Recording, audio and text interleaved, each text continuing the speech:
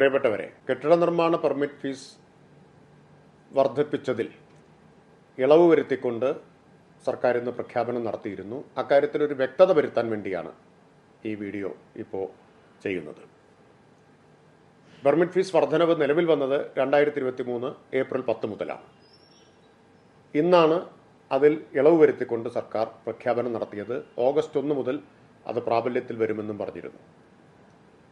ഇപ്പോൾ വ്യാപകമായി ചോദ്യം വരുന്നുണ്ട്, ഇതിനകം അടച്ചവർക്ക് ഈ ഇളവ് ലഭിക്കുമോ എന്ന കാര്യം. ചിലർ ബോധപൂർവം തന്നെ തെറ്റിദ്ധാരണ സൃഷ്ടിക്കാനും ശ്രമിക്കുന്നുണ്ട്. കാരണം സർക്കാർ പെർമിറ്റ് ഫീസ് കുറച്ച നടപടി ചിലരെങ്കിലും അല്പം നിരാശയിലാക്കിയിട്ടുണ്ട്. കാരണം ഇതിൻ്റെ ആനുകൂല്യം മുഴുവൻ തദ്ദേശ സ്ഥാപനങ്ങൾക്കാണ് കിട്ടിയതെങ്കിലും സർക്കാരിനെയാണല്ലോ പഴിചാരിക്കൊണ്ടിരുന്നത്. ആ പഴിചാരാനുള്ള അവസരം നഷ്ടപ്പെട്ടതിൻ്റെ ഖേദം ചിലർ തീർക്കുന്നത് ആശയക്കുഴപ്പം സൃഷ്ടിച്ചുകൊണ്ടാണ്. ഒരു കാര്യത്തിൽ വ്യക്തത വരുത്തട്ടെ, ഇതിന് 2023 ഏപ്രിൽ 10 മുതൽ പ്രാബല്യമുണ്ടായിരിക്കും ഈ ഇളവുകൾക്ക്. അങ്ങനെ വരുമ്പോൾ ഇന്ന് പ്രഖ്യാപിച്ച നിരക്കുകൾ, കുറച്ച നിരക്കുകൾ, അതുപ്രകാരം ഉള്ള ഇളവ് നേരത്തെ പെർമിറ്റ് ഫീസ് ഒടുക്കിയവർക്കും ലഭിക്കും. അതിനുള്ള അനുവാദം ഇപ്പോൾ പ്രഖ്യാപിച്ച നിരക്ക് കഴിച്ചുള്ള തുക തിരിച്ചു കൊടുക്കാനുള്ള അനുവാദം തദ്ദേശ സ്ഥാപനങ്ങൾക്ക് സർക്കാർ കൊടുക്കും. പെർമിറ്റ് ഫീസിൻ്റെ വരുമാനം മുഴുവൻ കിട്ടിയത് തദ്ദേശ സ്ഥാപനങ്ങൾക്കാണ്. തിരിച്ചു കൊടുക്കേണ്ടതും തദ്ദേശ സ്ഥാപനങ്ങളാണ്, സർക്കാരല്ല. അതിൻ്റെ നടപടിക്രമങ്ങൾ പിന്നീട് വിശദമായി സർക്കാർ ഉത്തരവായിട്ടിറക്കും. പണം തിരിച്ചു നൽകുക ഓൺലൈനായിട്ടായിരിക്കും.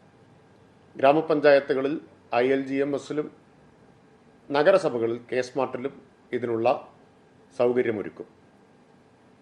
ഈ ഫീസ് അധികമായി ഒടുക്കിയ ഫീസ് തിരിച്ചു കിട്ടാൻ ആരും തദ്ദേശ സ്ഥാപനങ്ങളിൽ നേരിട്ട് ചെല്ലേണ്ടതില്ല.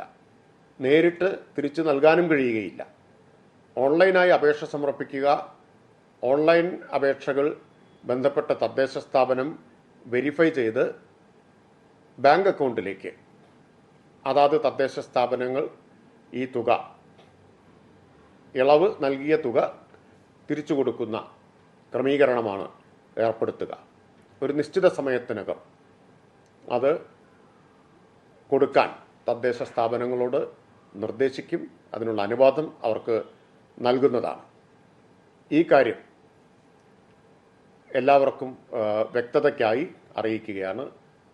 ഒരിക്കൽ കൂടി ആവർത്തിക്കുന്നു, ഇളവ് നൽകാൻ തദ്ദേശ സ്ഥാപനങ്ങൾക്ക് അനുവാദം നൽകും.